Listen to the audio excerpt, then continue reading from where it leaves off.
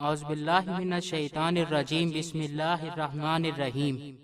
السلام علیکم۔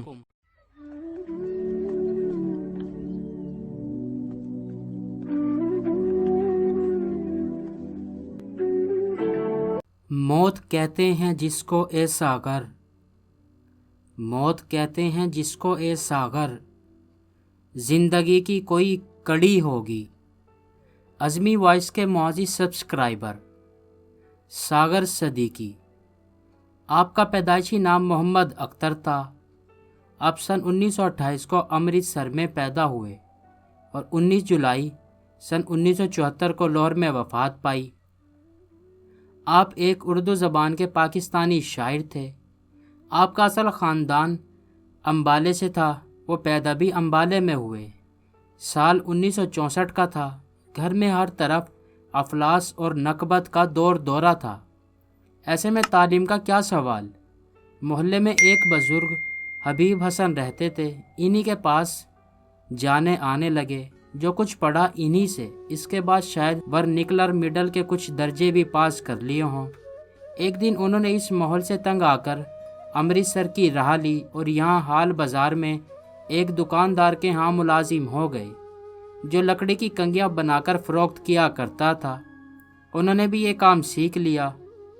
دن بھر کنگیاں بناتے اور رات کو اسی دکان کے کسی گوشے میں پڑے رہتے، لیکن شعر وہ اس 14-15 برس کے عرصے میں ہی کہنے لگے تھے اور اپنے بے تکلف دوستوں کی محفل میں سناتے بھی تھے۔ شروع میں تخلص ناصر مجازی تھا، لیکن جلد ہی اسے چھوڑ کر ساغر صدیقی ہو گئے۔ دوستو، ساغر کی اصل شہرت سن 1944 میں ہوئی۔ اس سال امرتسر میں ایک بڑے پیمانے پر مشاعرہ قرار پایا۔ اس میں شرکت کے لیے لاہور کے بعض شاعر بھی مدعو تھے۔ ان میں ایک صاحب کو معلوم ہوا کہ یہ لڑکا یعنی کہ ساغر صدیقی بھی شعر کہتا ہے۔ انہوں نے منتظمین سے کہہ کر اسے مشاعرے میں پڑھنے کا موقع دلوا دیا۔ ساغر کی آواز میں بلا کا سوز تھا اور وہ ترنم میں پڑھنے میں جواب نہیں رکھتے تھے۔ بس پھر کیا تھا، اس شب آپ نے صحیح معنوں میں مشاعرہ لوٹ لیا۔ قدرتاً اس کے بعد امرتسر اور لاہور کے مشاعروں میں اس کی مانگ بڑھ گئی۔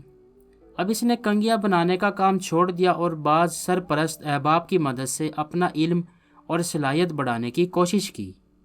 مشاعروں میں شرکت کے باعث اتنی یافت ہو جاتی تھی کہ اسے اپنا پیٹ پالنے کے لیے مزید تگ و دو کی ضرورت نہ رہی۔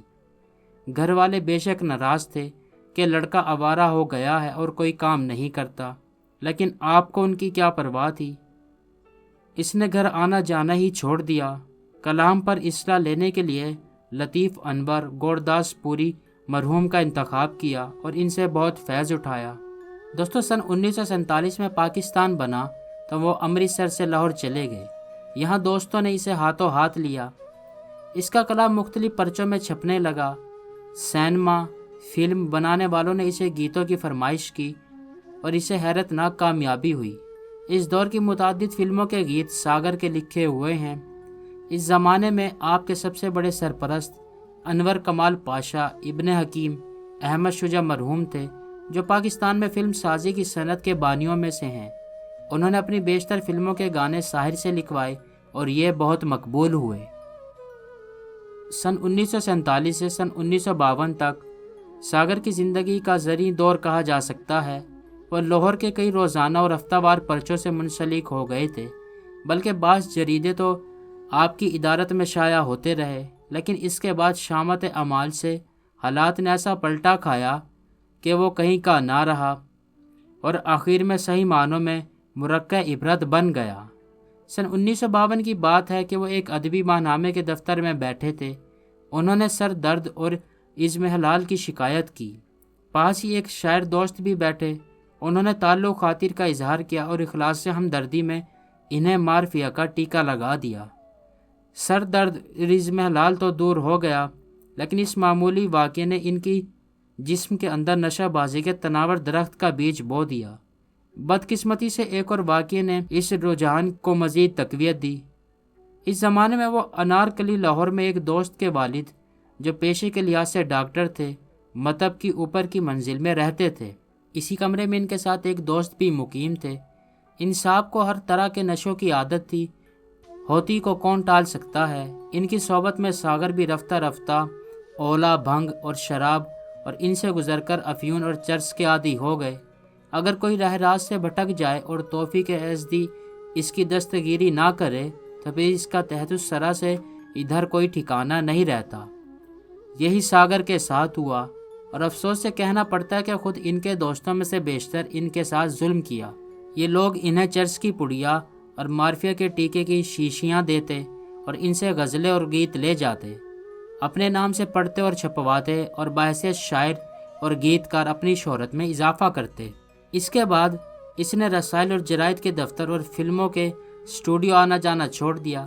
اس میں بھی کوئی مبالغہ نہیں کہ اداروں کے کرتا دھرتا اس کے کام کی اجرت کے 10 روپے بھی اس وقت ادا نہیں کرتے تھے جب وہ ان کے در دولت کی چوکھٹ پر 10 سجدے نہ کریں۔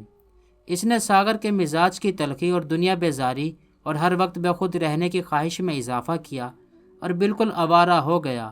نوبت بان رسید کہ کبھی وہ ننگ دھڑنگ ایک ہی میلی کچیلی چادر اوڑھے اور کبھی چھیتڑوں میں ملبوس بال بکھرائے ننگے پاؤں منہ میں بیڑی یا سگریٹ لیے سڑکوں پر پھرتا رہتا، رات کو نشے میں دھت مدہوش کہیں کسی سڑک کے کنارے کسی دکان کے تھڑے یا تخت کے اوپر یا نیچے پڑا رہتا۔ اب اس کی عادت ہو گئی کہ کہیں کوئی اچھے وقتوں کا دوست مل جاتا تو اس سے ایک چونی طلب کرتا۔ اس کی چونی مانگنے کی عادت سب کو معلوم تھی، چنانچہ بار بار ایسا ہوا کہ کسی دوست نے اسے سامنے سے آتے دیکھا اور فوراً جیب سے چونی نکال کر ہاتھ میں لے لی۔ پاس پہنچے، علیق سلیق کے بعد مسافہ کرتے وقت چونی ساگر کے ہاتھ میں چھوڑ دی۔ وہ باغ باغ ہو جاتا، یوں شام تک 10-20 روپے جمع ہو جاتے، وہ اس دن کے چرس اور مارفیا کے کام آتے۔ دوستو، جنوری سن 1974 میں اس پر فالج کا حملہ ہوا۔ اس کا علاج بھی چرس اور مارفیا سے کیا گیا۔ فالج سے تو بہت حد تک نجات مل گئی، لیکن اس سے دایاں ہاتھ ہمیشہ کے لیے بیکار ہو گیا۔ پھر کچھ دن بعد منہ سے خون آنے لگا اور یہ آخر تک دوسرے تیسرے جاری رہا۔ ان دنوں خوراک برائے نام تھی، جسم سوکھ کر ہڈیوں کا ڈھانچہ رہ گیا تھا۔ سب کو معلوم تھا کہ اب وہ دن دور نہیں جب وہ کسی سے چونی نہیں مانگے گا۔ چنانچہ 19 جولائی سن 1974 صبح کے وقت اس کی لاش سڑک کے کنارے ملی۔ دوستوں نے لے جا کر اسے میانی صاحب کے قبرستان میں دفن کر دیا۔ ساگر نے غزل، نظم، کتا، ربائی ہر صنف سخن میں خاصا ذخیرہ چھوڑا ہے۔ وہ خود تو اسے کیا چھپواتا، ناشروں نے اپنے نفع کی خاطر اسے چھاپ لیا اور اسے معاوضے میں ایک حبہ تک نہ دیا۔ 6 مجموعے اس کی زندگی میں لاہور سے چھپے: غم بہار، زہر آرزو سن 1946، لوح جنون سن 1971، سبز گنبد اور شب آگہی سن 1972۔ یقین ہے کہ اگر کوشش کی جائے تو ایک اور مجموعے کا مواد بآسانی مہیا ہو سکتا ہے۔ ساگر کا کلام بہت جاندار ہے اور زندہ رہنے کا مستحق ہے۔ ساگر سے جڑا ایک واقعہ جو بہت مشہور ہے، آپ کو بتاتے چلیں۔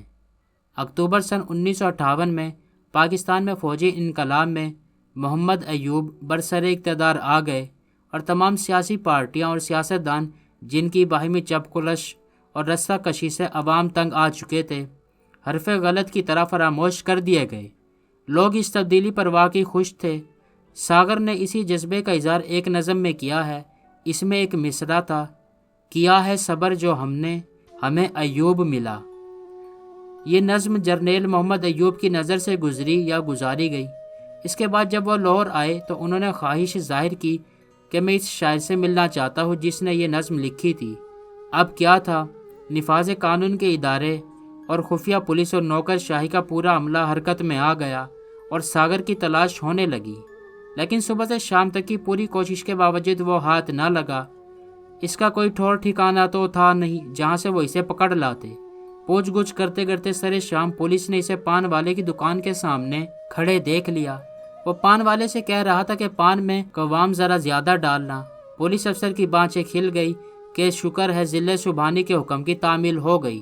انہوں نے قریب جا کر ساگر سے کہا کہ آپ کو حضور صدر مملکت نے یاد فرمایا ہے۔ ساگر نے کہا، بابا ہم فقیروں کا صدر سے کیا کام؟ افسر نے اصرار کیا۔ ساگر نے انکار کی رٹ نہ چھوڑی۔ افسر بیچارہ پریشان کرے تو کیا، کیونکہ وہ ساگر کو گرفتار کر کے تو لے نہیں جا سکتا تھا کہ اس نے کوئی جرم نہیں کیا تھا اور اسے کوئی ایسی ہدایت بھی نہیں ملی تھی۔ जर्नेल साहब तो महज इससे मिलने के ख्वाहिशमंद थे और इधर ये पगला शायर ये इज़्ज़त अफजाई कबूल करने को तैयार नहीं था। अब अफसर ने जो मुसलसल खुशामद से काम लिया तो सागर ने जीच होकर इससे कहा, अरे साहब, मुझे गवर्नर हाउस में जाने की ज़रूरत नहीं, वह मुझे क्या देंगे, 200-400, फ़कीरों की कीमत इससे ज़्यादा है।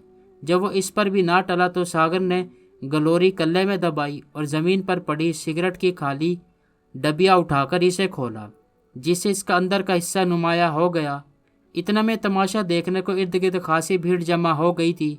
सागर ने किसी से कलम मांगा और इस कागज़ के टुकड़े पर यह शेर लिखा, हम समझते हैं ज़ोक़े सुल्तानी ये खिलौनों से बहल जाता है। मज़ीद लिखा, जिस अहद में लुट जाए गरीबों की कमाई, इस अहद के सुल्तान से कोई भूल हुई है। आओ एक सजदा करें आलम मदहोशी में, लोग कहते हैं सागर को खुदा याद नहीं। सागर सदीकी बकलम खुद।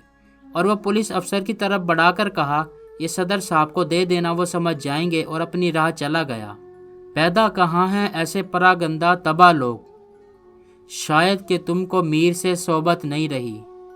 दोस्तों, सागर सदीकी के वालिद ने सागर की पसंद को यह कहकर ठुकरा दिया था कि हम ख़ानदानी लोग हैं, किसी तंदूर वाले की बेटी को अपनी बहू नहीं बना सकते। गुस्से में इस लड़की के घर वालों ने इसकी शादी पंजाब के एक ज़िला हाफिज़ आबाद में कर दी थी, जो कामयाब ना हुई। लेकिन सागर अपने घर की तमाम आसाइश व आराम छोड़ छाड़ कर दाता की नगरी रहने लगा। जब इसकी महबूबा को पता चला तो वह दाता साहब आ गई। काफ़ी तलाश के बाद आखिर ताश खेलते हुए एक नशइयों के झुरमुट में सागर मिल ही गया। इसने सागर को अपने साथ चलने को कहा और ये भी बताया कि मुझे मेरे खाविद ने हाथ तक नहीं लगाया और हमारी दास्तान मोहब्बत सुनकर मुझे तलाक दे दी है। अगर तुम चाहो तो मुझे अपना लो। सागर ने कहा, बंदा परवर कोई खैरात नहीं, हम वफाओं का सिला मांगते हैं। दोस्तों, गुर्बत, डिप्रेशन, टेंशन की वजह से सागर सदीकी के आखिरी चंद साल नशे में गुजरे और वह भीख मांगकर गुजारा किया करते थे। गलियों में फुटपाथ पर सोया करते थे, लेकिन इस वक्त भी उन्होंने शायरी लिखना न छोड़ी। मेरी गुर्बत ने मेरे फ़न का उड़ा रखा है मजाक, तेरी दौलत ने तेरे ऐब छुपा रखे हैं। ये जो दीवाने से दो चार नज़र आते हैं, इनमें कुछ साहिब इसरार नज़र आते हैं। तेरी महफिल का भरम रखते हैं, सो जाते हैं, वरना ये लोग तो बेदार नज़र आते हैं। दूर तक कोई सितारा है ना कोई जुगनू, मर्गे उम्मीद के आसार नज़र आते हैं। मेरे दामन में शरारों के सिवा कुछ भी नहीं, आप फूलों के खरीदार नज़र आते हैं। कल जिन्हें छू नहीं सकती थी फरिश्तों की नज़र, आज वो रौनके बाजार नज़र आते हैं। हश्र में कौन गवाही मेरी देगा सागर, हश्र में कौन गवाही मेरी देगा सागर, सब तुम्हारे ही तरफदार नज़र आते हैं।